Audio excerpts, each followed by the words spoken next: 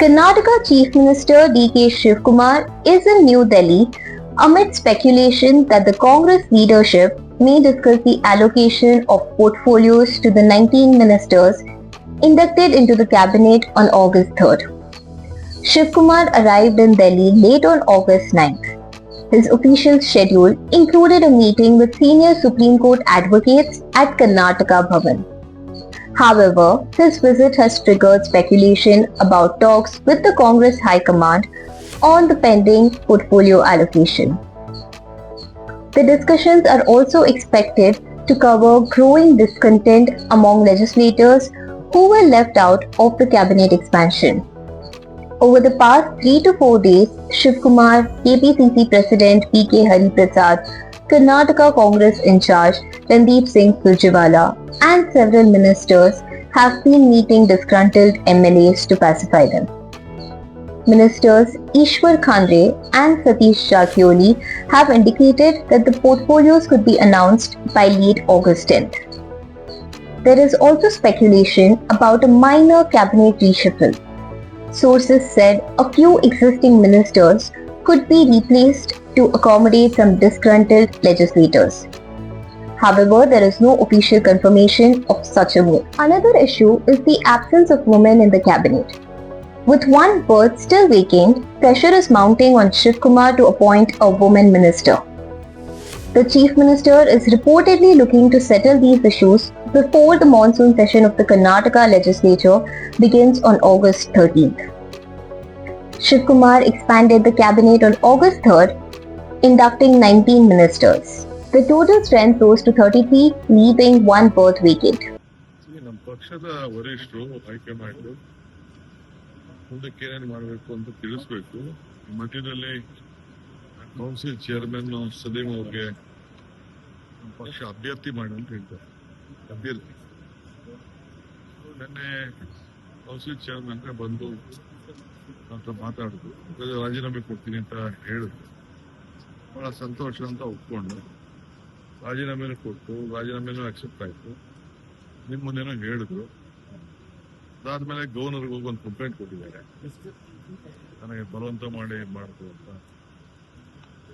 ತಿರ್ಗಾ ಅವ್ರ ಅಪೋಸಿಷನ್ ಪಾರ್ಟಿಯವರು ಹೇಳಿದ್ದಾರೆ, ಕೆಲವೇನೋ ಕಾನ್ಸ್ಟಿಟ್ಯೂಷನ್ ಚೇಂಜಸ್ ಟೈಪ್ ಕ್ರಿಯೇಟ್ ಮಾಡ್ತಿದ್ದಾರೆ ಬಿಜೆಪಿ. ಗವರ್ನರ್ ಆಫೀಸ್ನ ಮಿಸ್ಯೂಸ್ ಮಾಡಕ್ಕೆ ಹೊರಟಿದ್ದಾರೆ.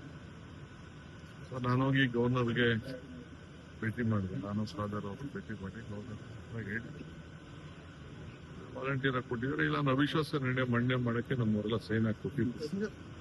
ಬೇಡ ಅಂತ ಹೇಳ್ದ. ಪಾಪ ಅವ್ರು ಬಹಳ ಗೌರವದಿಂದ ಒಪ್ಕೊಂಡವ್ರು. ಅವರೇ ಕರೆದು ಅವರೇ ಟೈಪ್ ಮಾಡಿ ಕೊಟ್ಟಿದ್ರು. ಆಮೇಲೆ ಕೊನೆಗೆ ಓದಿದಂತ ಅಭಿಪ್ರಾಯ ಸಾರಿ ಮಾಡಿದ್ರು.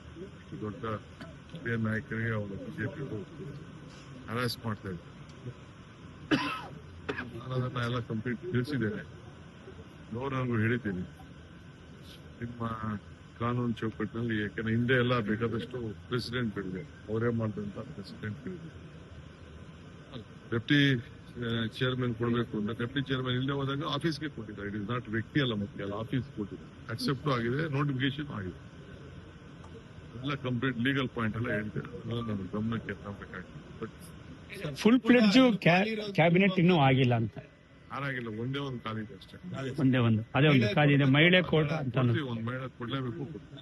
ಅದು ಯಾವಾಗ ಆಗ್ಬೋದು? ಒಂದ್ 2 ದಿನ ಅಥವಾ ಅದೇನು ಅಷ್ಟು ಅರ್ಜೆಂಟ್ ಏನಿಲ್ಲ. ಮಹಿಳೆ ಕೊಡ್ಬೇಕು, ಕೊಡ್ತೀವಿ ನಾವು. ಸರ್, ಈಗ ನಾಗೇಂದ್ರ ಅವರು ಖಾತೆ ಹಂಚಿಕೆ ಸಂಬಂಧ ಸರ್, ಈಗಾಗಲೇ ಸಚಿವ ಸ್ಥಾನ ನೀಡಿದೀರಾ, ಖಾತೆ ಹಂಚಿಕೆ ಬೇರೆ ಹತ್ರ ಬರ್ತಿದೆ.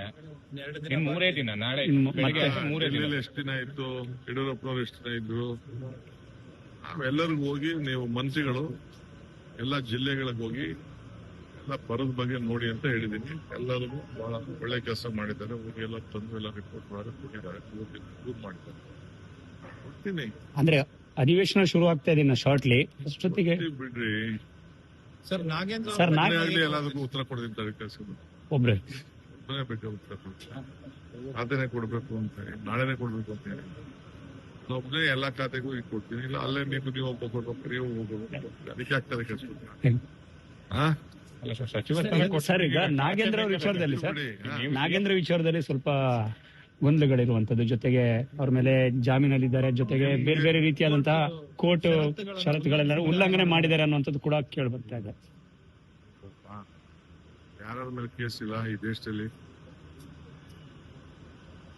ಯಾರ ಮೇಲೆ ಕೇಸ್ ಇಲ್ಲ? ಕುಮಾರಸ್ವಾಮಿ ಅವರು ಜಾಮೀನು ತಗೊಂಡಿಲ್ವಾ? DK ಶಿವಕುಮಾರ್ ಜಾಮೀನು ತಗೊಂಡಿಲ್ಲ? ಎಷ್ಟು ಜನ ಮಂತ್ರಿ ಆಗಿದ್ದವರೆಲ್ಲ ಜಾಮೀನು ತಗೊಂಡಿಲ್ವಾ? ಈಗಿರೋರೆಲ್ಲ ತಗೊಂಡಿಲ್ವಾ? ಎಷ್ಟು ಜನ ಕೇಸ್? ಕಾನೂನು ಉಲ್ಲಂಘನೆ ಮಾಡಿದ್ದಾರೆ ಅಂತ, ಷರತ್ತುಗಳ ಉಲ್ಲಂಘನೆ ಆಗಿದೆ ಅಂತ ಅಂತಿಲ್ಲ. ಕರ್ನಾಟಕ ಬಿಟ್ಟು ಹೊರಗಡೆ ಹೋಗಿದ್ದಾರೆ ಅಂತ ಸರ್. ನನಗೆ ಯಾವಾಗಲೂ ಗೊತ್ತಿಲ್ಲ, ನನ್ನ ಗಮನಕ್ಕೆ ಬಂದಿಲ್ಲ. ನಾವೆಲ್ಲ ಸರಿ ನೋಡಿದ್ದೀವಿ. ಅವ್ರ ಮೇಲೆ ಯಾವ್ದು ಉಲ್ಲಂಘನೆ ಆಯ್ತು ಅಂತ ಹೇಳಿ ಅವ್ರಿಗೆ ಯಾವ್ದೋ ಶಿಕ್ಷೆ ಕೊಟ್ಟು ಜೈಲು ಪರ್ಮನೆಂಟ್ ಆಗಿರುವಂತ ಯಾವ ಆದೇಶ ಕೊಟ್ಟಿಲ್ಲ. ಕಾನೂನು ಇದೆ, ಕಾನೂನು ನೋಡ್ತೇವೆ. ಅಪೋಸಿಷನ್ ಪಾರ್ಟಿಗೆ ಏನೋ ಸುದ್ದಿ ಬೇಕಲ್ಲ, ಚರ್ಚೆ ಮಾಡ್ತಾ ಇರ್ಲಿಕ್ಕೆ. ಸರ್, ಈಗ ಸುರ್ಜೇವಾಲ ಮತ್ತೆ ವೇಣುಗೋಪಾಲ್ ಭೇಟಿ ಆಗ್ತದೆ, ಬಂದಾಗೆಲ್ಲ ಭೇಟಿ ಮಾಡ್ತೀನಿ. ಅಲ್ಲ ಸರ್, Okay. ಇವಾಗ ಈಗ ಸರ್, ಈಗ ಮಾಡ್ತೀನಿ, ನಾಳೆನೂ ಮಾಡ್ತೀನಿ, ನಾಳಿದ್ದು ಮಾಡ್ತೀನಿ, ಆಚೆ ನಾಳಿದ್ದು ಮಾಡ್ತೀನಿ, ದಿನ ಭೇಟಿ ಮಾಡ್ತೀನಿ. ಡೈಲಿ ಎಷ್ಟು ದಿನ ಪ್ರವಾಸ ಸರ್? ಹಂಗಾದ್ರೆ ಸರ್, ಡೈಲಿ ಪ್ರವಾಸ ಎಷ್ಟು ದಿನ ಸರ್? ಇವತ್ತು ಪ್ರವಾಸ ಇದೆ, ನಾಳೆ ನಾಳೆ ಬೆಳಿಗ್ಗೆ ಕೋಲಾರ ಪ್ರವಾಸ ಇದೆ. ಕೋಲಾರ. ಹಂಗಾರೆ ಸರ್,